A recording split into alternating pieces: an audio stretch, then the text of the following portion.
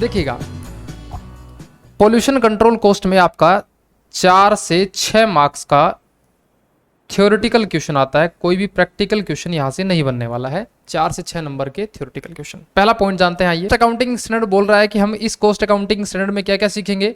एक तो हम सीखेंगे पोल्यूशन का मीनिंग क्या है, इसी के ऊपर शॉर्ट नोट लिखना आता है, और how to calculate total pollution control cost. अगर हमने अपनी पोल्यूशन कंट्रोल करने की कोई भी एक्टिविटी करी है तो उसकी टोटल कॉस्ट हम कैसे निकालेंगे, इसका डायरेक्टली क्वेश्चन आता है एग्जाम में। एक तो आता है टाइप्स ऑफ पोल्यूशन, और दूसरा how to calculate pollution cost activity. जो एक्टिविटी आपने करी है पोल्यूशन कंट्रोल की, उसकी कॉस्ट कैसे निकाले जाएंगे। तो पहला एग्जाम के लिए रेलिवेंट क्वेश्चन है, पोल्यूशन कंट्रोल किसको हम बोलेंगे। पोल्यूशन कंट्रोल, देखिएगा, पोल्यूशन कंट्रोल का मतलब the control of emission and effluent into environment. Environment खराब नहीं हो, उसके लिए हम जो भी कंट्रोलिंग की एक्टिविटी करते हैं उसी को हम पोल्यूशन कंट्रोल बोलते हैं। It constitute the use of material, processes, practices to reduce minimum और eliminate the creation of pollutant और वेस्ट। एग्जाम के अंदर अगर आपको नंबर लेने हैं और एग्जाम के अंदर आपसे एक अगर क्वेश्चन पूछे कि पोल्यूशन कंट्रोल क्या होता है, तो आपको यही वर्ड एग्जाम में लिखने चाहिए ताकि आपके पूरे नंबर मिल सकें। देखिए, पोल्यूशन का जनरल मीनिंग कुछ भी हो सकता है, क्योंकि हमको यहाँ पे एग्जाम पास करना है। पोल्यूशन आपको भी पता है क्या होता है और मुझे भी पता है क्या होता है, लेकिन एग्जामिनर ने अगर 4 नंबर का क्वेश्चन हमसे पूछा है तो उसी की भाषा में जवाब हमको देना पड़ेगा कि पोल्यूशन कंट्रोल क्या होता है। तो हमारे कॉस्ट अकाउंटिंग स्टैंडर्ड के अंदर ये बातें लिखी हुई हैं, हमको भी अपने एग्जाम में ऐसी ही बातें लिख के आनी है। दूसरा, it includes practice that reduce the use of toxic material. ऐसा काम करना कि टॉक्सिक मटेरियल कम से कम आए, और टॉक्सिक मटेरियल एनर्जी या कोई ऐसा वाटर का यूज किया हो या कोई भी अदर रिसोर्सेज का यूज किया हो, वो सारी चीजें पोल्यूशन कंट्रोल में काउंट की जाएंगी। तो पहला क्वेश्चन एग्जाम में यही बनता है 2 नंबर का कि पोल्यूशन कंट्रोल की आप डेफिनेशन दीजिए। You should write as it is these words. आप इसमें 1-2 लाइन और जोड़ सकते हैं, लेकिन पूरे नंबर लेने हैं तो आपको इसी भाषा में जवाब लिखना चाहिए, ये रिकमेंडेशन रहेगी। दूसरा क्वेश्चन आता है आपका टाइप्स ऑफ पोल्यूशन, कि पोल्यूशन कितने प्रकार का होता है। पोल्यूशन हमारा कितने प्रकार का होता है, ठीक है। आओ जरा देख लेते हैं पोल्यूशन कितने प्रकार का होता है। पहला आता है एयर पोल्यूशन। हवा में खराबी है तो उसको एग्जाम के पॉइंट ऑफ व्यू से कैसे लिखेंगे। देखो भैया, एयर पोल्यूशन का जनरल मीनिंग सबको पता है कि एयर के अंदर कुछ टॉक्सिक मटेरियल या कुछ ऐसी गैस इंक्लूड हो जाना ताकि सांस लेने लायक चीजें ना रहें या पशु पक्षियों के स्वास्थ्य के लिए हानिकारक हो, वो एयर पोल्यूशन होता है। लेकिन हमको इस भाषा में एग्जाम में जवाब नहीं देना है, हमको जो जवाब देना है वो कॉस्ट अकाउंटिंग स्टैंडर्ड्स की भाषा में ही जवाब देना है। आइए, it means presence in the atmosphere. देखो कैसी टेक्निकल लैंग्वेज है। Presence in the atmosphere of any air pollutant. Air pollutant की जो परिभाषा दी गई है वो सेक्शन 2 क्लोज बी के अंदर आपको दी गई है। वहां पे ये बताया गया है कि air prevention and control pollution act एक चीज बनी हुई है, उसके अंदर ये समझाया गया है कि एयर पोल्यूटेंट का मीनिंग क्या है। सर क्या हमको एग्जाम में ये एक्ट भी लिख के आना पड़ेगा? नहीं, एग्जाम में आपको पहली लाइन लिखनी पड़ेगी, it means presence in the atmosphere of any air pollutant. फिर ये लाइन लिखनी पड़ेगी आपको एग्जाम में, सॉलिड या फिर लिक्विड या फिर substance present in atmosphere injurious to human being और एनी अदर लिविंग क्रिएचर। किसी भी पशु पक्षी के लिए सांस लेने में दिक्कत हो, ऐसे एयर पोल्यूटेंट को एयर पोल्यूशन कहा जाता है। ठीक है, ये एग्जाम में आया हुआ क्वेश्चन है। दूसरा, सर वाटर पोल्यूशन क्या होता है? ये भी आपको पता है, सीएमए फाइनल में है। आप अब आपको ये थोड़ी समझाएंगे वाटर पोल्यूशन क्या होता है। ऐसा पानी जो किसी भी पेड़ पौधे को खराब करे या ह्यूमन बीइंग के हेल्थ पे नेगेटिव इंपैक्ट डाले या फिर जो नेचुरल रिसोर्सेज हैं उनको खराब करे, उनको वाटर पोल्यूशन बोलते हैं। तो हमने बोला भैया alteration of the physical, chemical या बायोलॉजिकल। देखो ये चीजें एग्जाम में लिखनी पड़ेंगी, फिजिकल, केमिकल, बायोलॉजिकल। अगर आपको अच्छे नंबर लेने हैं तो ये लैंग्वेज आपको लिखनी पड़ेगी। Property of water that harmful to public health and safety. पानी को अल्ट्रेशन करके, फिजिकल या केमिकल या बायोलॉजिकल उनको अल्टर करके, और वो ऐसा हो जाए, पानी की जो प्रॉपर्टीज हैं H2O जिसको अपन बोलते हैं, अगर 10th वगैरह में पढ़ा भी होगा आपने, उसकी प्रॉपर्टीज को चेंज कर देना, खराब कर देना, उसी को क्या बोलते हैं? वाटर पोल्यूशन बोलते हैं।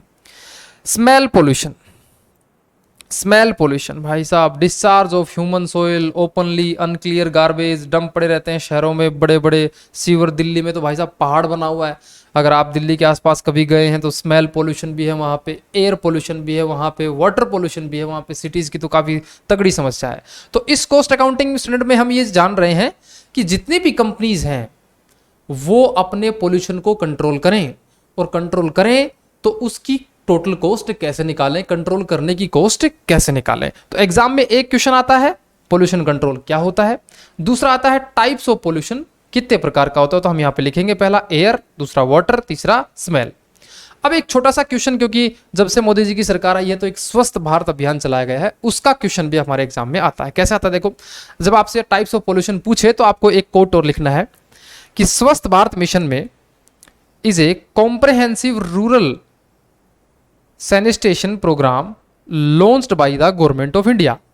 गवर्नमेंट ऑफ इंडिया ने एक प्रोग्राम किया कि भैया सब लोग स्वस्थ हो जाएं, साफ सफाई का ध्यान रखें। तो इसके अंदर CSR करनी होती है, कॉर्पोरेट सोशल रिस्पॉन्सिबिलिटी नाम की एक चीज होती है। आपको हर कंपनीज को कंपनी एक्ट 2013 के अनुसार कुछ आपको कंट्रीब्यूट करना पड़ता है ताकि पोल्यूशन कंट्रोल हो सके। तो अभी तक में पढ़ाया है उसमें दो ही क्वेश्चन बनते हैं, पहला पोल्यूशन कंट्रोल, दूसरा टाइप्स ऑफ पोल्यूशन। तीसरा जो क्वेश्चन बनता है आपका, ये बनता है principle of measurement. Principle of measurement क्या होते हैं? कुछ रूल्स रेगुलेशन जो हमको इस बात में असिस्ट करते हैं कि टोटल कॉस्ट कैसे निकालनी है किसी भी चीज की। जैसे मटेरियल के प्रिंसिपल ऑफ मेजरमेंट पूछे तो हम बोलेंगे कि मटेरियल की कॉस्ट कैसे निकालनी है, इसके बारे में जो बताएगा उन्हीं को हम प्रिंसिपल ऑफ मेजरमेंट बोलेंगे। लेबर की कॉस्ट कैसे निकालनी है, उसके प्रिंसिपल ऑफ मेजरमेंट। यूटिलिटी की कॉस्ट कैसे निकालनी है, उसके प्रिंसिपल ऑफ मेजरमेंट। तो प्रिंसिपल ऑफ मेजरमेंट में कुछ तो मैंने कॉमन पॉइंट्स लिखवाए थे, वो तो लिखने ही लिखने हैं। उसके अलावा कुछ principle of measurement her cost accounting standard के अलग अलग हैं, तो वो अलग अलग भी हमको कॉपी में लिखने हैं। इस पॉइंट में से एग्जाम में क्वेश्चन यह आता है कि अगर पोल्यूशन कंट्रोल की एक्टिविटी हमने खुद ने ही कर ली है, मान लीजिए हमारी कंपनी है और हमने ही खुद ने ही एक ऐसा जुगाड़ लगा दिया है ताकि पोल्यूशन कंट्रोल हो सके, और उस जुगाड़ में हमारे क्या क्या रिसोर्सेज यूज हुए, उसकी टोटल कॉस्ट कैसे निकालोगे। तो इसमें 4 केस बनते हैं आपके, यही 4 केस आपको एग्जाम में लिख के आने हैं। देखिएगा, calculation of pollution control cost. जैसे मान लीजिए ये हमारी एक ऑर्गेनाइजेशन है और यहाँ पे हम ना एडिडास के शूज बनाते हैं। अब एडिडास के शूज बनाते हैं तो लेदर लेके आते हैं, लेदर को काटा जाता है, चमड़े में से बदबू भी आती है, फिर उसको पानी से साफ किया जाता है ना। फिर साफ करने के बाद में हम शूज बना के बेचते हैं। लेकिन हम क्या करना चाहते हैं, जो भी पानी निकल रहा है, जो भी स्क्रैप गार्बेज निकल रहा है, हम उसको कम से कम करना चाहते हैं ताकि प्रकृति को नुकसान कम से कम हो। तो हम इस पोल्यूशन को कम करने में जो भी खर्चा लगाएंगे और जो भी ये एक्टिविटी करेंगे, इस एक्टिविटी की टोटल कॉस्ट कैसे निकालोगे आप। तो इसमें 4 केस बनते हैं। पहला case, in house repairs pollution control activity. In house का मतलब है हमने अपने ऑर्गेनाइजेशन के अंदर ही कुछ मशीनें लगाई ताकि पानी छन के बाहर जाए, या फिर स्मेल बाहर नहीं जाए, मिट्टी का गड्ढा खोद के उसको दबा दिया जाए, या फिर ऐसी कोई रिसाइकलिंग एक्टिविटी हमने अपनी ऑर्गेनाइजेशन में लगा दी है ताकि पोल्यूशन कंट्रोल कम हो जाए। इसको बोलेंगे in house pollution control, in house pollution control activity, in house pollution control activity. अगर हमने खुद ने ही काम किया तो इसकी कॉस्ट कैसे निकालोगे? इसकी कॉस्ट निकालेंगे हम, इसकी कॉस्ट में हम निकालेंगे, ये थोड़ा सा मिसप्रिंट हो रखा था भाई, ये मैंने काट दिया है। जितना भी मटेरियल यूज हुआ है वो जोड़ेंगे इस एक्टिविटी को करने में, store, spares, equipment use, utilities और अदर कॉस्ट। ये जितने भी हमने सामान यूज किया है इनका जोड़ मार लो, उन्हीं जोड़ को हम बोलेंगे in house pollution control activity की कॉस्ट। एग्जाम में आपको यही डायग्राम बना के आना है कि अगर पोल्यूशन कंट्रोल इन हाउस किया जाए तो कौन कौन से आइटम जोड़े जाएंगे पोल्यूशन कंट्रोल कॉस्ट को निकालने के लिए। दूसरा, यार हम चाहते हैं कि पोल्यूशन हमारी बिजनेस ऑर्गेनाइजेशन में कंट्रोल तो हो, लेकिन ये काम, कंट्रोलिंग के काम हम खुद नहीं करना चाहते, किसी आउटसाइडर को बुला के हम ये काम करना चाहते हैं। तो इस केस को हम बोलेंगे activity carried out bye outsider contractor inside the entity. हमने बोला भाई तू आदमी यहीं पे आ जा और यहीं पे ये काम को करके जा। तो अगर हम ऐसा अरेंजमेंट करते हैं तो पोल्यूशन कंट्रोल की कॉस्ट कैसे निकालोगे, कौन कौन से आइटम जोड़े जाएंगे? तो हम इसके अंदर बताएंगे कि देखो कौन कौन से आइटम जोड़े जाएंगे। पोल्यूशन कंट्रोल कॉस्ट इंक्लूड्स, क्या क्या चीजें जुड़ेंगी। पहला, अमाउंट पेबल टू कॉन्ट्रैक्टर, इस आदमी को हम जितना भी पैसा देंगे वो पोल्यूशन कंट्रोल कॉस्ट की एक्टिविटीज में जोड़ा जाएगा। दूसरा, जितना भी मटेरियल यूज करेगा, यहाँ पे काम करते समय ये मटेरियल भी यूज करेगा, जितना भी स्टोर यूज करेगा, मैन पावर या अदर कॉस्ट, ये सारे जोड़ देंगे तो वो बन जाएगी हमारी कॉन्ट्रैक्टर के द्वारा की गई एक्टिविटी की कॉस्ट। तो दो केस समझ में आए। पहला केस, बिजनेस ऑर्गेनाइजेशन में हमने खुद ने ही पोल्यूशन कंट्रोल की एक्टिविटी करी। दूसरा, हमने एक्टिविटी नहीं करी, किसी दूसरे आदमी को बाहर से बुलाया हमने, उससे हमने काम करवाया। तीसरा हमने बोला activity carried out by contractor as its premises.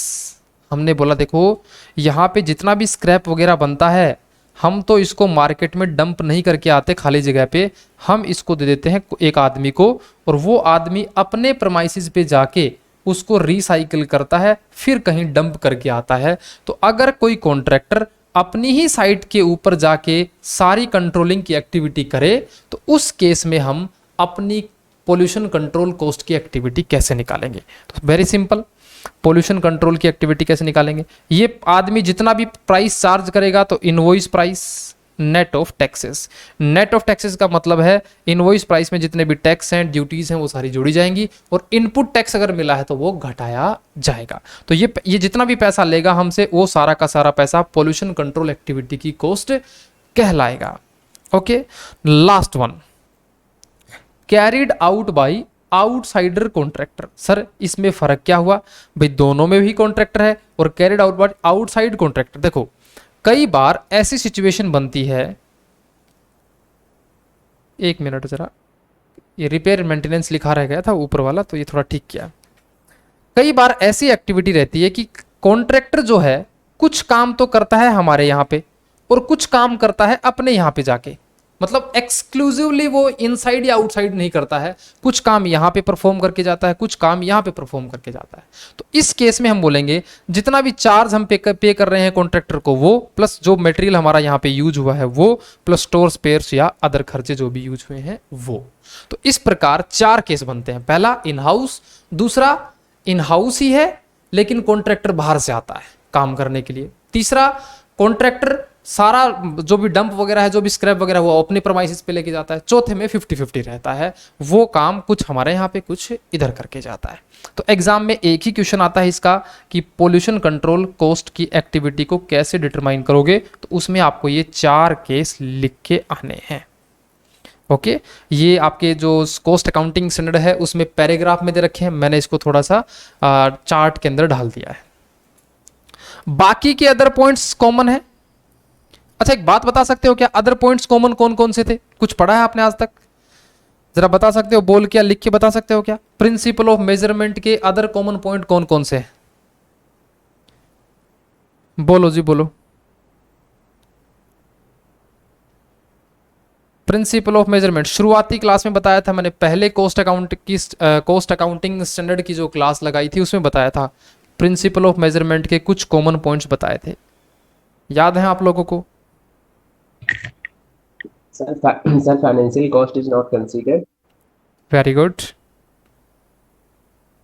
Finance cost शामिल नहीं करी जाएगी, इम्प्यूटेड कॉस्ट शामिल नहीं करी जाएगी, उसके अलावा कोई भी फाइन पेनल्टी डैमरेज है वो शामिल नहीं करा जाएगा, उसके अलावा कोई भी सब्सिडी है तो वो माइनस कर दी जाएगी, कोई रिकवरी है तो वो माइनस कर दी जाएगी। एक स्टैंडर्ड कॉस्टिंग वाला पॉइंट था, क्या ये पॉइंट थोड़े थोड़े बच्चों आप लोगों को याद है क्या? तो हम बोलेंगे भाई देखो, अगर ये पोल्यूशन कंट्रोल की एक्टिविटी करी गई है और इसके लिए हमने कोई लोन ले लिया है, तो लोन के बदले जो इंटरेस्ट का पेमेंट कर रहे हैं वो पोल्यूशन कंट्रोल कॉस्ट की एक्टिविटी में शामिल नहीं किया जाएगा। Other common points are same. क्या यहां तक कंफर्टेबल है भाई? तो यहां पे देखो 6 नंबर का जुगाड़ हो गया है आपका एग्जाम में। एक डेफिनेशंस पूछी जाएंगी और एक ये चार्ट पूछा जाएगा, उसके अंदर आपको ये चीजें लिखनी होंगी। ओके, नेक्स्ट पॉइंट पे चलते हैं। फ्यूचर रेमिडिएशन और डिस्पोजल कॉस्ट ट्रीटमेंट, ये भी 2 नंबर का क्वेश्चन आता है कि अगर कोई फ्यूचर के अंदर हम कोई डिस्पोजल का सिस्टम अपनाने वाले हैं तो उसमें जो खर्चा करेंगे उसका अकाउंटिंग ट्रीटमेंट क्या होगा। तो हमने बोला भैया जितना भी कॉस्ट एक्सपेक्टेड है टू बी इनकर पहले वो पता करो। दूसरा, it is estimated and accounted based on the quantum of pollution generation in the each period. Simple देसी भाषा में ये समझ लो, हमको लगता है कि आने वाले 5 साल में हमको पोल्यूशन कंट्रोल का खर्चा करना है। हमने एक मशीन लेके आए, उसके लिए मान लीजिए 10 लाख रुपए की मशीन लेके आए और हमने बोला भैया जो पोल्यूशन कंट्रोल करोगे उसको मापदंड कर लो कि 20% यहाँ करेंगे, 30% यहाँ करेंगे और 10% यहाँ करेंगे, 30 और 10 40, 40 20 60 और 40% यहाँ करेंगे। मतलब आपने खर्चा कर दिया एक बार, उसका बेनिफिट 5 साल तक मिलेगा। तो ऐसे पोल्यूशन कंट्रोल की कॉस्ट को आप 5 सालों में बराबर बराबर डिस्ट्रीब्यूट करके चलेंगे, ये इसका अकाउंटिंग ट्रीटमेंट होगा।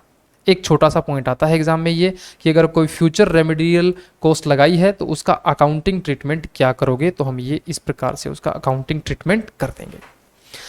लास्ट पॉइंट आता है इस कॉस्ट अकाउंटिंग स्टैंडर्ड्स का, डिस्क्लोजर। देखो डिस्क्लोजर किसी भी कॉस्ट अकाउंटिंग स्टैंडर्ड के एग्जाम में पूछे जा सकते हैं। सिंपल एग्जाम में पूछेगा, बोलेगा बताइए कॉस्ट अकाउंटिंग स्टैंडर्ड नंबर 8 का डिस्क्लोजर बताइए, 10 का डिस्क्लोजर बताइए, 11 का डिस्क्लोजर बताइए, 12 का डिस्क्लोजर बताइए। तो कुछ कॉमन पॉइंट्स हैं जो स्टार्टिंग में मैंने लिखवाए थे और कुछ अलग पॉइंट होंगे वो जो मैं इसमें ऐड ऑन करता चल रहा हूं। पहला पॉइंट देखिएगा, basis of distribution of pollution control cost, कि आप पोल्यूशन कंट्रोल कॉस्ट का बेसिस क्या ले रहे हैं वो आप बताना पड़ेगा, डिस्क्लोज करना पड़ेगा। प्राइस एंड यूजेज वेरिएंस, अगर मान लिया आपने स्टैंडर्ड कॉस्टिंग अपनाई है तो कितना प्राइस वेरिएंस आया, कितना यूजेज वेरिएंस आया। कॉस्ट ऑफ इन हाउस कितना लगा है, और अगर आपने आउटसोर्स किया है तो आउटसोर्स पे कितना खर्च हुआ है ये आप बताएंगे। अगर फॉरेन एक्सचेंज में कोई बाहरी विदेश से आपने कोई सामान मंगाया है तो उसका पेमेंट कितना किया वो आप बताएंगे। सब्सिडी रिकवरी वो बताएंगे, अब नॉर्मल कॉस्ट वो बताएंगे। और ये पॉइंट तो कॉमन थे ही, अगर मटेरियल सिग्निफिकेंट है, क्वांटिफिएबल है तो ये लिखेंगे और कॉस्ट स्टेटमेंट के फुट नोट में जरूर जरूर शेयर करेंगे। ओके जनाब, तो इसके अंदर से एग्जाम में डिस्क्लोजर नहीं पूछा जाता है, इसके अंदर एक डेफिनेशन और दूसरा प्रिंसिपल ऑफ मेजरमेंट का यही वाला पॉइंट पूछा जाता है। तो this is the cost accounting standard number 14, pollution control cost. क्या सभी बच्चे यहां तक कंफर्टेबल हैं? 15 नंबर की तरफ चल सकते हैं क्या? यस और नो जवानों बोलो, 15 नंबर की तरफ चले। यस सर, श्रितिका का मैसेज आया है, यस सर चल सकते हैं। ओके जनाब, selling and distribution overhead, my dear friend, इसके अंदर से एग्जाम में लगभग ना के बराबर क्वेश्चन पूछे गए हैं। देखो क्वेश्चन जो पूछे गए हैं ना वो 1 से लेके और 12 तक कॉस्ट अकाउंटिंग स्टैंडर्ड में ज्यादा क्वेश्चन पूछे गए हैं, क्योंकि उनमें थ्योरी कम है, प्रैक्टिकल पोर्शन ज्यादा है। जब आगे वाले 12 से आगे वाले 24 तक जितने भी कॉस्ट अकाउंटिंग स्टैंडर्ड है ना, 99% थ्योरी है और थ्योरी में भी 1-2 छोटे छोटे नोट हैं।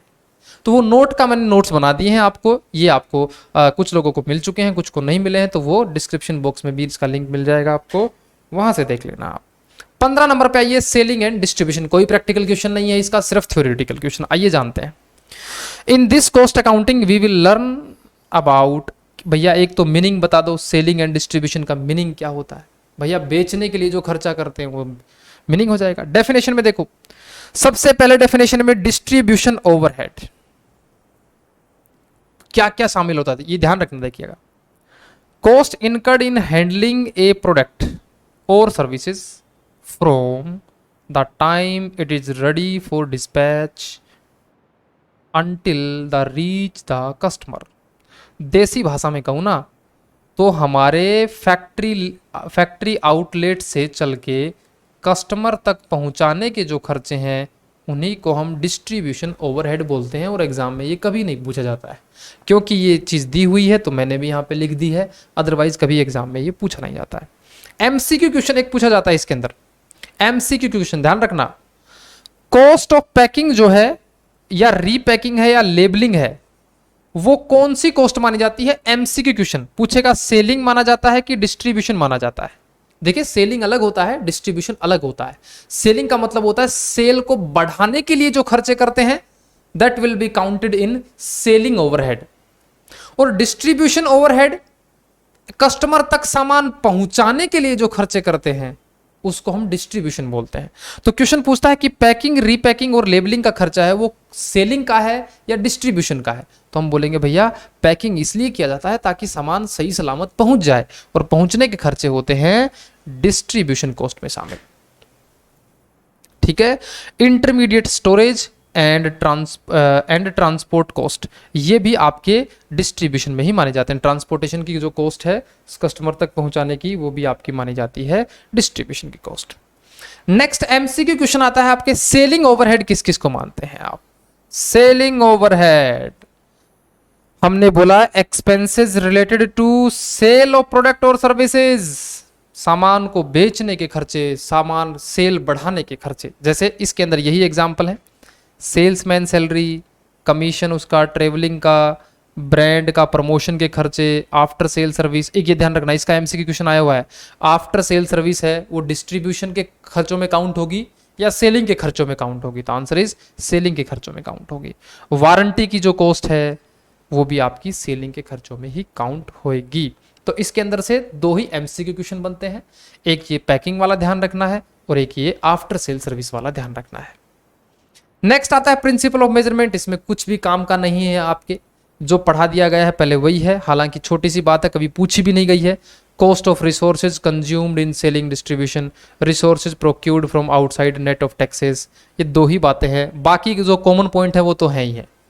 तो सेलिंग एंड डिस्ट्रीब्यूशन में कभी बड़े क्वेश्चन नहीं आए हुए हैं, अभी आ जाएं, आपकी किस्मत खराब हो तो आ भी सकते हैं, लेकिन जो भी आएंगे वो कॉमन पॉइंट आएंगे। तो common point principle of measurement के लिख सकते हो, और कॉमन पॉइंट डिस्क्लोजर के भी आप लिख सकते हो, जो मैंने पहले लेक्चर में लिखवाए थे वही कॉमन पॉइंट, बस उसके अंदर सेलिंग एंड डिस्ट्रीब्यूशन आपको जोड़ देना है। तो ये था 15 कॉस्ट अकाउंटिंग स्टैंडर्ड, बहुत ही सिंपल, दो ही इसके अंदर एमसीक्यू क्वेश्चन आएंगे। नेक्स्ट आता है G depreciation and amortization. Depreciation and amortization, इसके अंदर लगभग 3 नंबर के क्वेश्चन आते हैं, एक एमसीक्यू और एक 2 नंबर का शॉर्ट नोट। ज्यादा बड़े क्वेश्चन इसके अंदर से नहीं आते हैं, और कोई भी प्रैक्टिकल क्वेश्चन इसके अंदर नहीं है। डेप्रिसिएशन हमने फाउंडेशन में पढ़ा और डेप्रिसिएशन हमने इंटरमीडिएट में पढ़ा था, अब फाइनल में ये कॉस्टिंग में पढ़ेंगे। एक छोटी सी बात पूछता हूं आपसे, डेप्रिसिएशन का अकाउंटिंग स्टैंडर्ड है ना, पहले 6 हुआ करता था, फिर आजकल प्लांट प्रॉपर्टी एंड इक्विपमेंट होने लग गया। क्या आप में से कोई मुझे बता सकता है प्लांट प्रॉपर्टी एंड इक्विपमेंट का अकाउंटिंग स्टैंडर्ड नंबर कौन सा है? इंटर में पढ़ा होगा आपने, जरूर पढ़ा होगा, बता सकते हैं कोई आप में से प्लांट प्रॉपर्टी इक्विपमेंट का अकाउंटिंग स्टैंडर्ड नंबर कितना है? नहीं बताएंगे सर हम। अरे बता दो भाई, थोड़ा सा 2 वे कम्युनिकेशन हो जाएगा। प्लांट प्रॉपर्टी एंड इक्विपमेंट, स्मृतिका बोल रही सर 10 शायद। अरे सीएमए फाइनल में आ गए आप, 10 शायद क्या पक्का ही 10 है?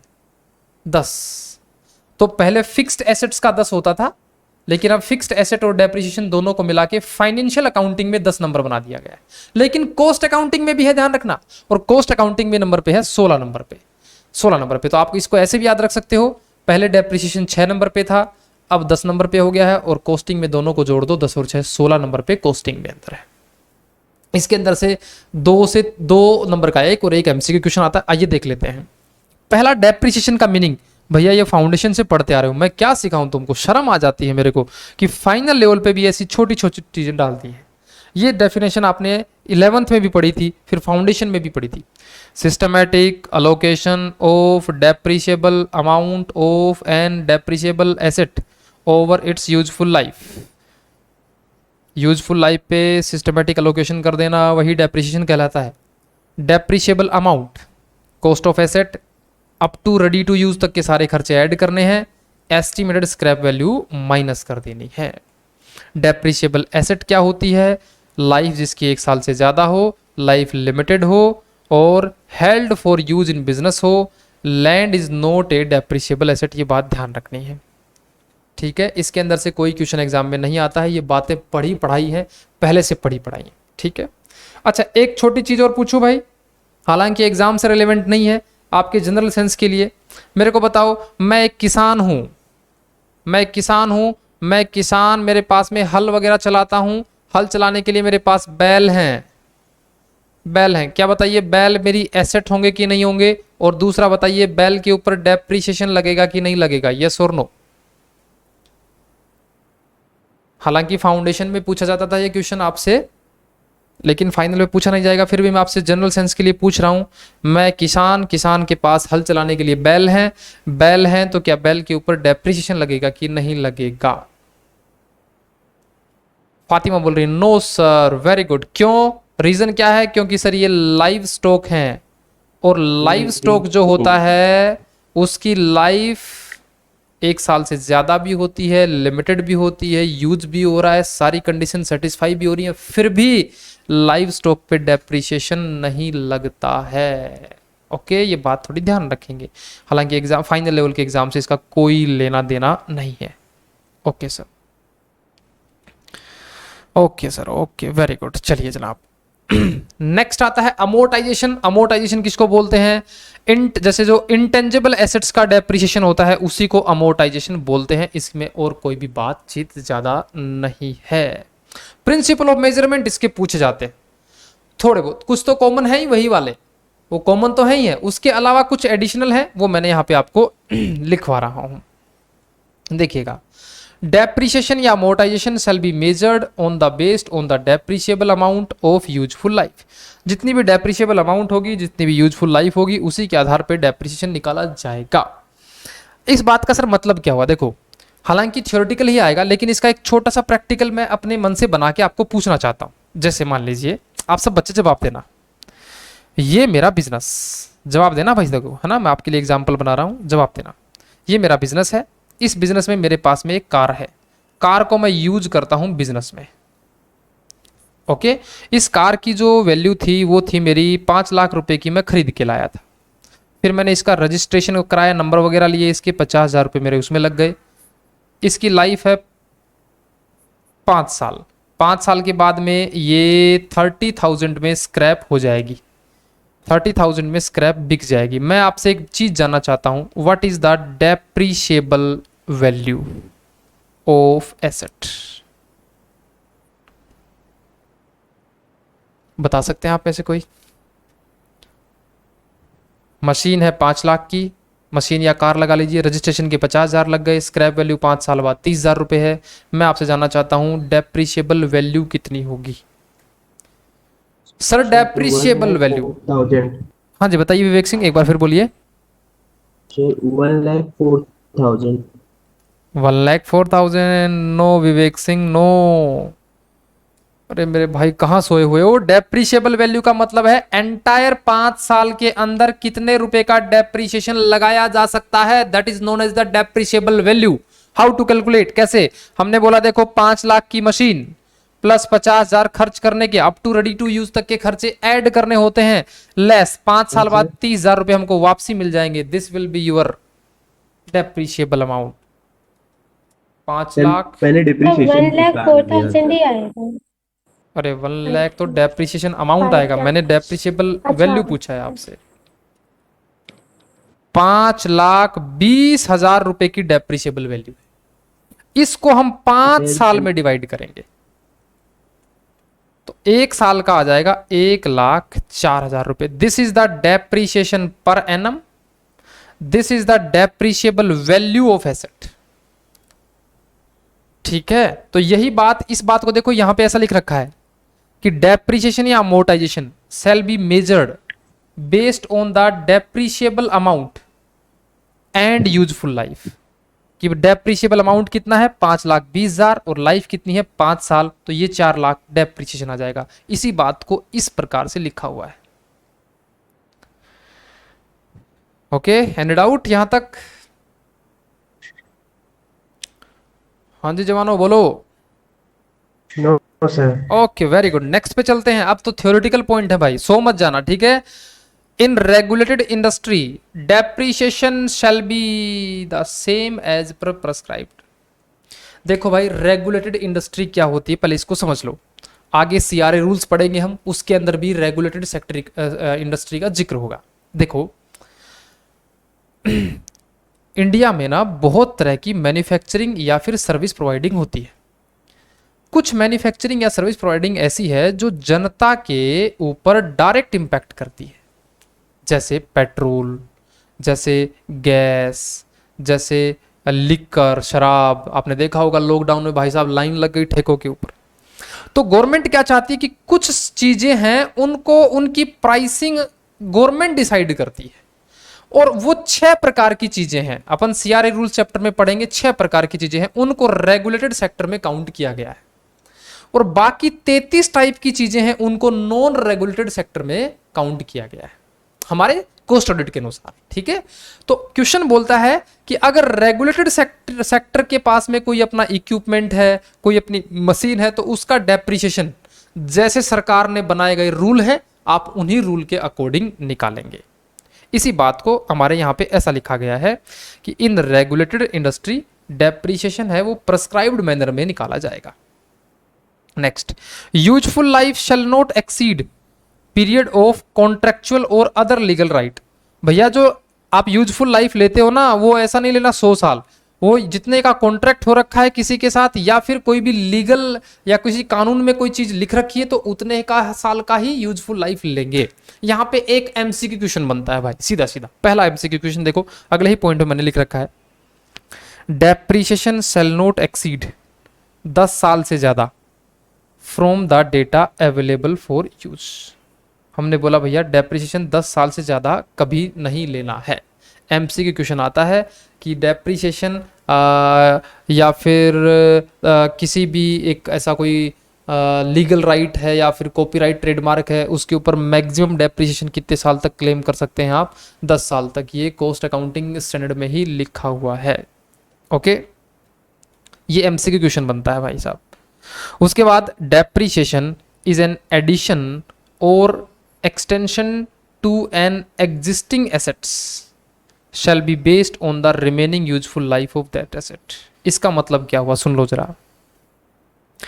हमारे पास एक मशीन थी 5 लाख रुपए की, 5 साल इसकी लाइफ थी, 2 साल हमने इसको यूज किया, 2 साल बाद हमको लगता है यार इसकी कुछ एडिशन करवाया जाए, मशीन के पुर्जे चेंज करवाए जाए। पुर्जे चेंज करवाने में हमारे 40,000 रुपए लग गए, तो हमने बोला भैया 2 साल हो चुकी हैं, ये 40,000 को 3 साल में ही डेप्रिशिएट करना है। इस बात को ऐसे लिखा गया है, डेप्रिसिएशन ऑफ एनी एडिशन या extension of existing asset shall be based on the remaining useful life of that asset. क्योंकि 2 साल हो चुकी थी, अब ये जो 40,000 रुपये का खर्चा है ये 3 साल में ही आपको अमोर्टाइज करके अपनी बुक्स ऑफ अकाउंट्स में दिखा देना है। ओके सर, उसके बाद नेक्स्ट पे चलते हैं, impact of higher depreciation due to revaluation. हम अपनी बुक्स ऑफ अकाउंट्स में हमारी एसेट्स को रिवैल्यू कराना चाहते हैं, और उस रिवैल्यूएशन में अमाउंट हो गया ज्यादा, तो वैल्यू अगर ज्यादा हो गई तो डेप्रिसिएशन का अमाउंट भी ज्यादा आएगा, तो वो shall not assign to cost object. इस लाइन का कोई मतलब मुझे बताए तो मैं जानूं उसको। कोस्ट ऑब्जेक्ट में वो डेप्रिसिएशन ऐड नहीं करना है।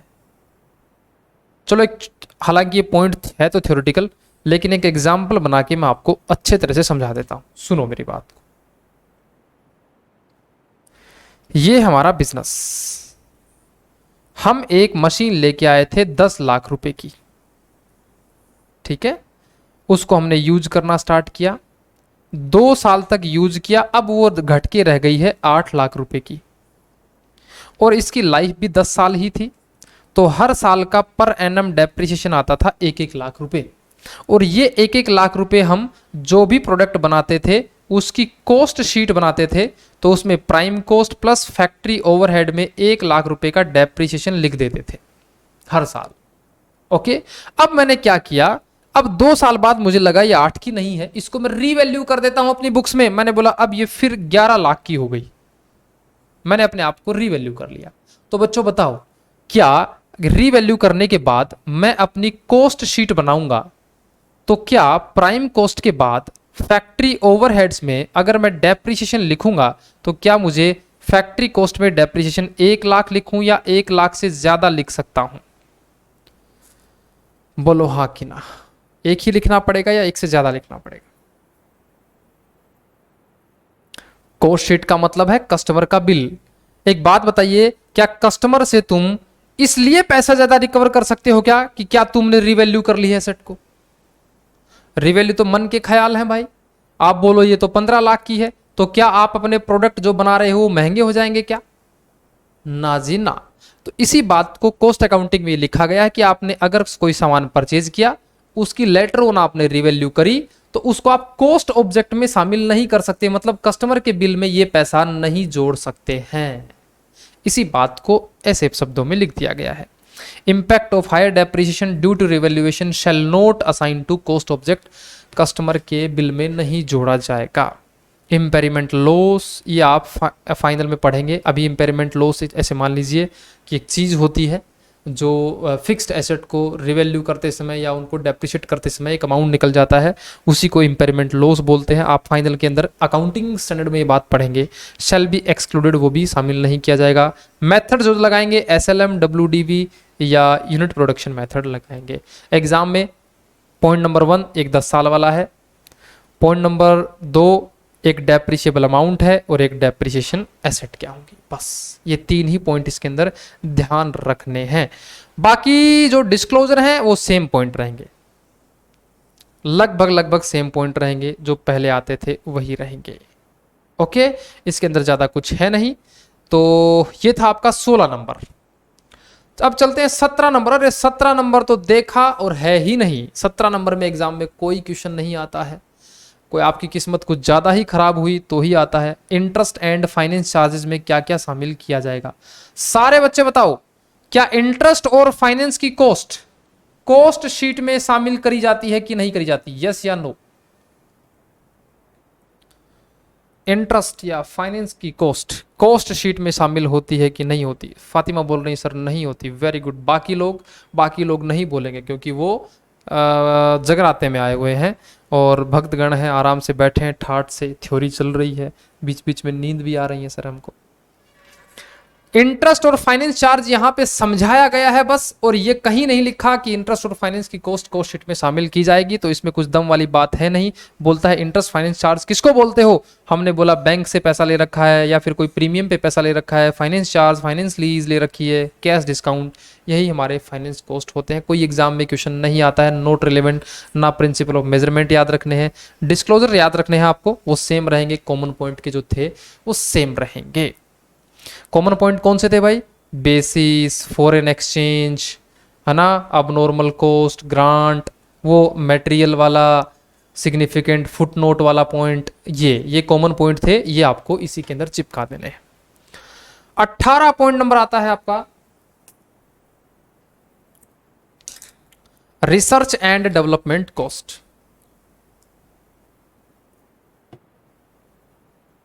इसके अंदर से भी एग्जाम में ज्यादा कुछ नहीं आता। 1 मिनट रुकना, मैं पानी पी लेता हूं, फिर पढ़ते हैं।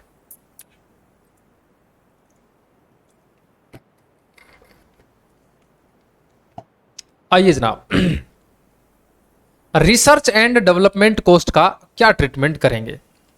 इसके अंदर से कुछ एमसीक्यू क्वेश्चन आते हैं और कुछ डेफिनेशन लिखनी आती है कि रिसर्च आप किसको बोलते हो। तो हमने बोला रिसर्च उसको बोलेंगे original and planned investigation undertaken with the prospect of gaining new scientific knowledge। अच्छा, एक जनरल सेंस की बात पूछूं क्या आपसे? एप्पल कंपनी के फोन इतने महंगे क्यों हैं भाई? और एमआई कंपनी है और ओप्पो कंपनी है, इनके फोन लगभग यूज तो फीचर तो लगभग सेम ही होते हैं, फोन ही ये मिलाता है, लेकिन इनकी बिल्ड क्वालिटी में, इसकी स्क्रीन में, बैटरी में इतना फ़र्क क्यों होता है? और ये फ़ोन सस्ते क्यों होते हैं, ये वाले महंगे क्यों होते हैं? बोलो जी बोलो, कोई आइडिया शेयर करेगा आपका? क्योंकि sir Apple company research and development पे अथाह पैसा खर्च करती है। आप उसका यूएसए का जो आप देखेंगे, गूगल आप यूट्यूब पे मार के देखेंगे सर्च, तो एप्पल की आर&डी बहुत बड़ी है, बहुत बड़ी, बहुत पैसा लगाते हैं। और ये सारा आर&डी का पैसा क्या कस्टमर के बिल में जुड़ता है क्या? जी हाँ, कस्टमर के बिल में जुड़ता है। ये लोग इतनी आर&डी नहीं करते जितनी आर&डी एप्पल करता है। तो एप्पल की बिल्ड क्वालिटी है, स्क्रीन जो है, एप्पल की जो प्रोसेसिंग स्पीड है, एप्पल का जो प्रोसेसर है वो काफ़ी मतलब आप क्वालिटी वाला आता है। वो क्यों? क्योंकि आप रिसर्च एंड डेवलपमेंट पे खर्चा ज़्यादा करते हैं। तो अब यही सिखाया गया है इसके अंदर कि रिसर्च एंड डेवलपमेंट की कॉस्ट कितनी हम कस्टमर से प्रोडक्ट में शामिल कर सकते हैं, और रिसर्च एंड डेवलपमेंट की कॉस्ट में कौन कौन से खर्चों को शामिल किया जाएगा। ओके, आइए जानते हैं डेवलपमेंट कॉस्ट क्या क्या होगी। Cost of application of research finding, आपने रिसर्च करी, उसको अप्लाई करने में जो खर्च लगेगा उसको डेवलपमेंट कॉस्ट बोलेंगे। रिसर्च करने में जो खर्चा लगा उसको आप रिसर्च कॉस्ट बोलेंगे। ये तो सिंपल बात है, इसमें तो कोई गणित है नहीं। प्रिंसिपल ऑफ मेजरमेंट में, प्रिंसिपल ऑफ मेजरमेंट का मतलब है कि रिसर्च कॉस्ट में क्या क्या चीजें शामिल होंगी। तो आओ जरा देखते हैं क्या क्या चीजें शामिल होंगी। पहला, कॉस्ट ऑफ मटेरियल, जितना भी यूज किया है आर&डी में वो यूज होगा। कोई भी बोट आउट मटेरियल बाहर से लाए हैं वो यूज होगा, वो उसकी कॉस्ट भी शामिल की जाएगी। जो आपने इक्विपमेंट लगा रखे हैं उसका डेप्रिसिएशन शामिल करना है। Overhead other than general administration, general administration के अलावा यहाँ आर&डी का कोई अलग एडमिनिस्ट्रेशन है तो उसकी कॉस्ट शामिल की जाएगी। कॉपीराइट को सिक्योर करवाना है, लाइसेंस को सिक्योर करवाना है, उस पे जो फीस लगती है उसको भी आर&डी कॉस्ट में काउंट करेंगे। Expenses incurred on developing computer software, software बनाने का जो खर्चा है वो भी तो आर&डी है। डिजाइन टूल बनाने का जो खर्चा है उसको हम आर&डी की कॉस्ट में कवर करेंगे। अदर कॉमन पॉइंट सेम रहेंगे। फाइनेंस कॉस्ट इंक्लूड नहीं करनी है, इम्प्यूटेड कॉस्ट इंक्लूड नहीं करनी है, फाइन पेनल्टी डैमेज एक्सक्लूड करने हैं, ग्रांट सब्सिडी हो माइनस करना है, उसके अलावा कोई रिकवरी हो माइनस कर देना है। ये कॉमन पॉइंट सेम रहेंगे। डिस्क्लोजर के भी कॉमन पॉइंट सेम रहेंगे। एग्जाम में इतना ही ध्यान रखना है कि इसके अंदर प्रिंसिपल ऑफ मेजरमेंट में क्या क्या चीज़ें अलग अलग आएंगी, बस। उसके अलावा इसके अंदर कोई भी बात ध्यान नहीं रखनी है। ओके जनाब, यहां तक तो देखो कितने हो गए। अब तो बस थ्योरी है, 18 पे आ गए हैं, बस 19-20 छोटे छोटे हैं। जॉइंट कॉस्ट, ये आपने इंटर के अंदर एक चैप्टर पढ़ा था आपने, joint product and by product. बोलो हाँ कि ना, पढ़ के आए हो क्या या छोड़ दिया था आपने? इंटर के अंदर पढ़ा था जॉइंट एंड बाय प्रोडक्ट। उसी को समझाया गया है कि जॉइंट प्रोडक्ट क्या होते हैं, बाय प्रोडक्ट क्या होते हैं। एग्जाम के लिए ज्यादा रिलेवेंट नहीं है ये, एग्जाम के लिए ज्यादा रिलेवेंट नहीं है। तो आइए एक बार जल्दी से रीड आउट कर लेते हैं। जॉइंट कॉस्ट का मतलब है कॉमन रिसोर्सेज, या मैं थोड़ा डायग्राम बना के समझा देता हूं। देखो आप ऐसे पढ़ते थे इंटरमीडिएट में, ये एक कॉमन मटेरियल है। जैसे मैं एग्जांपल लेके समझा देता हूं आपको। सरसों के खेत तो देखे ही होंगे आपने, सरसों ले लिया आपने छोटी छोटी, उस सरसों को आपने पीसा, पीसने के बाद दो चीजें बनी, एक सरसों का कच्चा तेल बना और एक आपका एक स्क्रैप बना। उस स्क्रैप का नाम होता है खल। पशुओं के खाने में काम आती है, अगर ध्यान हो तो आपको, पशुओं के खाने में काम आती है। तो आप जब सरसों को प्रोसेस करते हो, सरसों को प्रोसेस करते हो ना, तो उसमें ये चीजें आपकी बनती हैं। ठीक है, अभी मैंने ना एक इंटर में एक चैप्टर पढ़ाया था ना, अगर ये इस फाइल में होगा ना तो मैं आपको दिखा देता हूँ, प्रैक्टिकली दिखा देता हूँ आपको। एक मिनट रुकना जरा। जॉइंट बाय ये पढ़ाया हुआ है मेरा अभी कुछ दिन पहले ही। देखो आपको दिखाता हूँ, देखो ये वाली चीजें, ये होता है जॉइंट एंड बाय प्रोडक्ट। देखो मेरे अभी ध्यान आ गया, एक इंटर में अभी पढ़ाया था एक चैप्टर। देखो हम जो सरसों होती है, सरसों के खेत तो आपने देखे ही होंगे। सरसों उसको पीसते हैं ना, पीसते हैं तो दो चीजें बनती हैं, एक ऑयल बनता है और दूसरा हमारा बनता है ये वाली चीज। ये वाली चीज पशुओं के खाने में काम आती है। जो इसको खल बोलते हैं और इंग्लिश में बोलते हैं इसको ऑयल केक, ऑयल केक। ठीक है, ऑयल केक बोलते हैं। तो हमको यहाँ पे क्या पढ़ना है, हमको यहाँ पढ़ना है कि भाई एक तो जॉइंट कॉस्ट क्या होती है। तो हमने बोला देखो इसमें, इस प्रोसेस में जो खर्चा लगता है, ये रॉ मटेरियल सरसों की कॉस्ट, ये जॉइंट कॉस्ट कहलाएगी। फिर यहाँ पे उसको प्रोसेस करने की जो कॉस्ट आएगी, लेबर जो लगेगी, ओवरहेड जो लगेंगे इस प्रोसेस के अंदर, वो आपकी जॉइंट कॉस्ट कहलाएगी। फिर इस पॉइंट को हम बोलते थे स्प्लिट ऑफ पॉइंट बोलते थे, स्प्लिट ऑफ पॉइंट बोलते थे। फिर हम इसको या तो बाय प्रोडक्ट बोलते थे या तो मैन प्रोडक्ट बोलते थे। मैन प्रोडक्ट क्या होता था? जिसको हम इंटेंशनली बनाते हैं। सारे बच्चे बताओ, इस प्रोसेस के अंदर जो आपको दिख रही है, हमारा ऑब्जेक्टिव तेल बनाना था या खल बनाना था? इस सरसों को पीस के हमारा ऑब्जेक्टिव क्या था? तेल बनाना या फिर खल बनाना? सर ऑयल बनाना था, तो इसको हम बोलेंगे मैन प्रोडक्ट, मैन प्रोडक्ट बोलेंगे। और ये अपने आप बन गया, इसको हम बोलेंगे बाय प्रोडक्ट बोलेंगे, बाय प्रोडक्ट बोलेंगे। ये एक एग्जांपल था।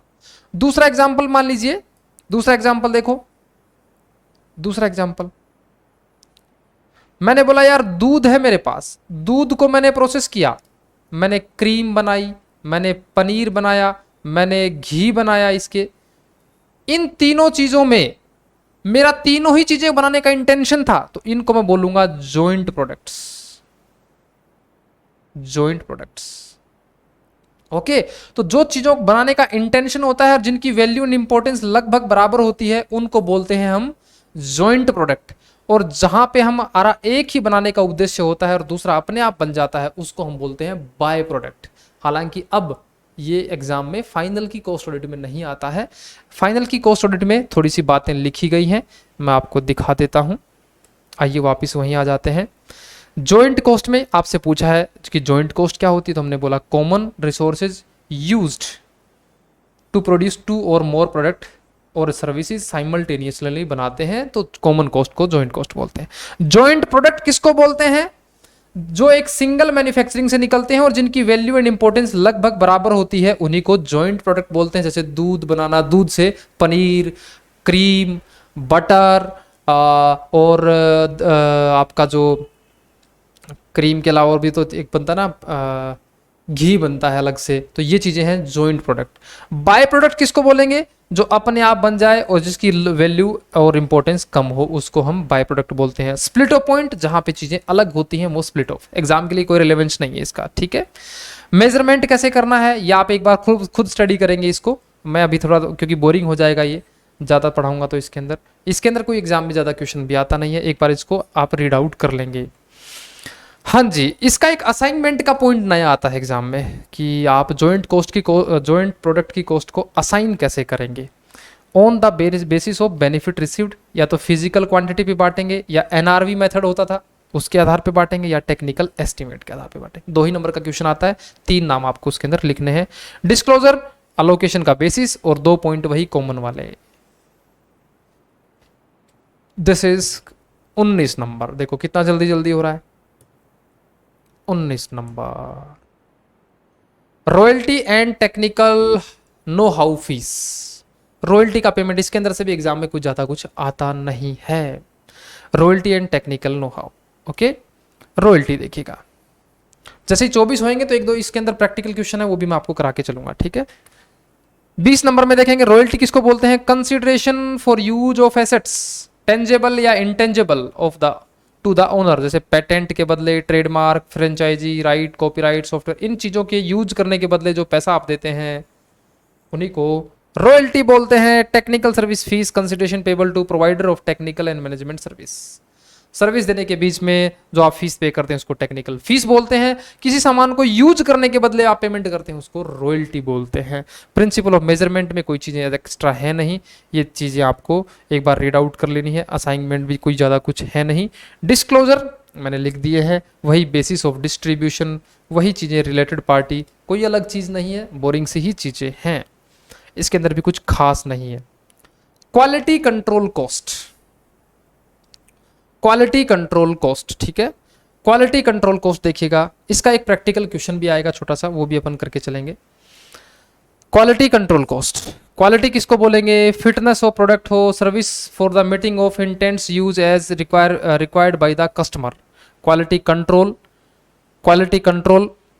कंट्रोलिंग के अंदर लगने वाले खर्चे को क्वालिटी कंट्रोल बोलेंगे यार, ये कोई सिंपल सी बात है, इसमें तो resources consumed toward quality control, सीधी सी बात है। प्रिंसिपल ऑफ मेजरमेंट में देखो यहाँ पे ये बात ध्यान रखनी है, अगर ये एग्जाम में क्वेश्चन यहाँ से आता है, अगर हमने क्वालिटी कंट्रोल का खर्चा खुद ही किया है और उसके मापदंड के सारी चीज़ें हमारी खुद फैक्ट्री में ही है, तो आप कैसे निकालेंगे? Treatment of quality control cost, ये एग्जाम में एक क्वेश्चन आता है। पहला, अगर हमने इन हाउस काम कर लिया है तो जितना भी रिसोर्सेज यूज किया है वो जोड़ दो, कोई भी सामान परचेज करके लाया वो जोड़ दो, नेट ऑफ टैक्सेस, और कोई भी अलग से कोई चीज़ें हमने यूज करी हैं जैसे प्रिवेंशन या अप्रेजल कॉस्ट कोई लगाई है उसको भी ऐड कर दीजिए। यही फॉर्मूला आपको एग्जाम में लिख के आना है। ओके, बाकी चीज़ें वही रहेंगी। Identification quality control cost shall be based on the traceability on economical feasible manner, कि भैया इकोनॉमिकल फिजिबल मैनर का मतलब है कि उस एक्टिविटी से कनेक्ट करके देखो क्या डायरेक्टली ट्रेस्ड हो रही है, तो आप बोल देंगे क्वालिटी कंट्रोल की कॉस्ट है, अदरवाइज नहीं है। ये वही कॉमन पॉइंट आ गए आपके, ठीक है। उसके बाद में 22 में कुछ है नहीं पढ़ने लायक, 23 में ओवरबर्डन रिमूवल कॉस्ट में भी कुछ पढ़ने लायक नहीं है। ये सारी चीजें कुछ भी पढ़ने लायक नहीं है इसमें, ये मैंने एग्जाम में कुछ भी नहीं पूछा गया है इसके अंदर से, फिर भी आपका मन करे तो आप एक बार इसको रीड आउट कर सकते हैं। और 24 के अंदर, इसके अंदर भी कुछ भी एग्जाम में नहीं पूछा गया है। तो आपके ये 24 कॉस्ट अकाउंटिंग स्टैंडर्ड्स हैं आपके, ठीक है। चलिए एक बार बुक ओपन कर लो सब बच्चे, अब एक बार बुक ओपन कर लेंगे, कॉस्ट अकाउंटिंग स्टैंडर्ड्स की बुक ओपन करेंगे एक बार।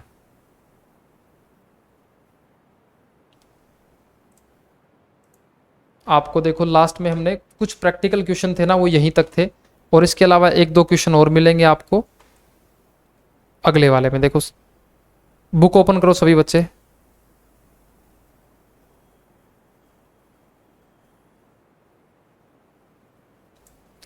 विवेक बोल रहे हैं सर नोट्स कैसे मिलेंगे? नोट्स भाई मेरे पास मैसेज कर दिया तो मैं दे दूंगा, या फिर किसी के पास मैंने भेज रखे हो पहले से तो उसके पास से ले लेना, और अगर मेरे से लेने हैं आपको तो इस नंबर पे आप मैसेज कर देंगे,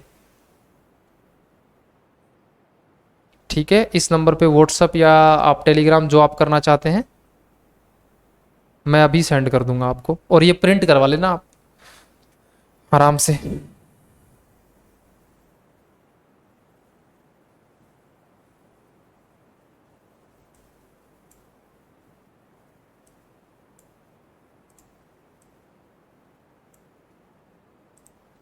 ठीक है,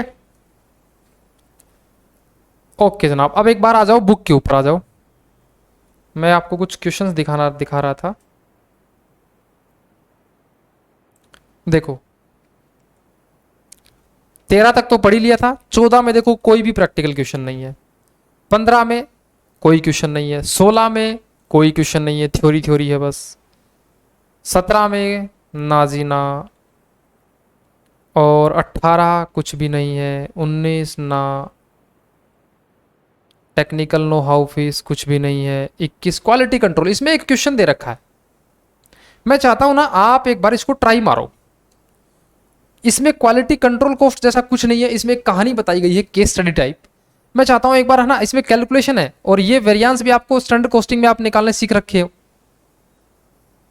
वेरिएंस आप निकालना सीख रखे हो, material usages variance, material quantity variance, है ना। ये चीज़ एक बार है ना आप एक बार खुद ट्राई मारना, थोड़ा दिमाग लगाना पहले एक बार इसके अंदर, फिर मैं करवाऊंगा आपको ये क्वेश्चन। तो आज ये होमवर्क लिख लो आप, ये वाला आज का आपका होमवर्क रहेगा, illustration number 1 quality control. Next class में मैं खुद भी डिस्कस करके चलूंगा इसको, लेकिन आप भी एक बार इसको ध्यान रखना। 22 पे मैन्युफैक्चरिंग कॉस्ट कुछ भी नहीं है इसके अंदर, और 23 और 24 खत्म। Cost accounting standards now is over, ठीक है। बुक के अंदर आपके बुक के अंदर ये चीजें और दे रखी हैं, ये कुछ नहीं पढ़ने, ये गाइडेंस नोट होते हैं। गाइडेंस नोट का मतलब है कि अगर मान लीजिए कोई मेंबर इन प्रैक्टिस है या कोई कंपनी है जिसको ये समझ में नहीं आ रहा कि कॉस्ट अकाउंटिंग स्टैंडर्ड नंबर 6 कैसे लगाएं, 7 कैसे लगाएं और क्या क्या चीजें लिखें, तो इंस्टीट्यूट ने उनके गाइडलाइन के लिए कुछ अलग से ये गाइडेंस नोट निकाले हुए हैं। For exam point of view this is not relevant, है ना। इसके खूब पेज भर रखे हैं इन्होंने, जीएसीएपी के बारे में। अच्छा, जीएसीएपी के बारे में पता है क्या होता है? स्टार्टिंग क्लास में बताया था, generally accepted cost accounting principles, generally accepted cost accounting principles. एक मिनट रुकना। स्टार्टिंग वाली क्लास अगर आपने अटेंड की थी तो जरूर पता होगा आपको।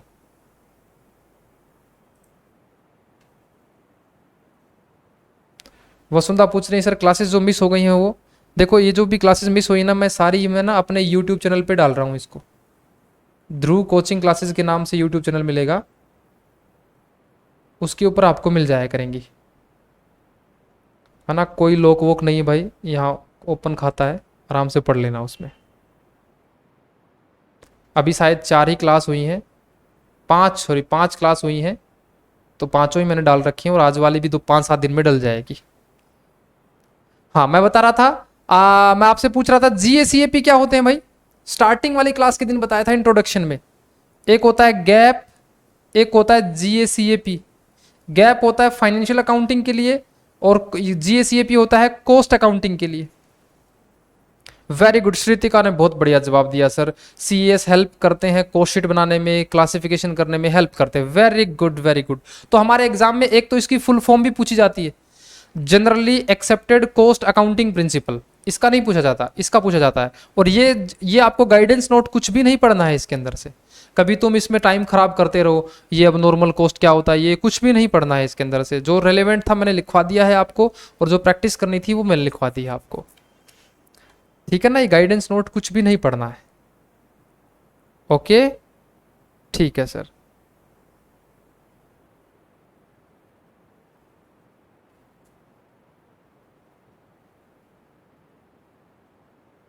ओके अब अपने को एक नया चैप्टर शुरू करना है, और एक क्वेश्चन मैंने आपको होमवर्क दे दिया है क्वालिटी कंट्रोल वाला। देखिएगा अभी हमने क्या क्या पढ़ लिया है। ये आपकी बुक था, स्टार्टिंग में मैंने आपको समझाया था। अभी हमने पढ़ लिए हैं कॉस्ट अकाउंटिंग स्टैंडर्ड्स नाम का टॉपिक पूरा कर लिया है, जो ये वाला पोर्शन। स्टडी नोट नंबर 5 हमने पूरा कर लिया है। 1 से लेके 24 स्टार्टिंग वाले दिन बताया था मैंने, ये सारी बातें मैंने आपको पढ़ा दी हैं। और गाइडेंस नोट आपको पढ़ने नहीं है, और जीएसीएपी के बारे में स्टार्टिंग इंट्रोडक्शन हो गया था। अपने को यही एग्जाम के रिलेवेंट पढ़ना था। अब हम स्टार्ट करेंगे CRA rules, cost record and audit rules, ठीक है। ये टॉपिक स्टार्ट करेंगे। इसके अंदर से ये जो पोर्शन है ना, ये बहुत इंपॉर्टेंट पोर्शन है। इसके अंदर आपके प्रैक्टिकल और थ्योरी दोनों ही चीजें बनेंगी इसके अंदर। CRA rules study note number 2, practical plus theory, दोनों की दोनों चीजें आएंगी इसके अंदर से।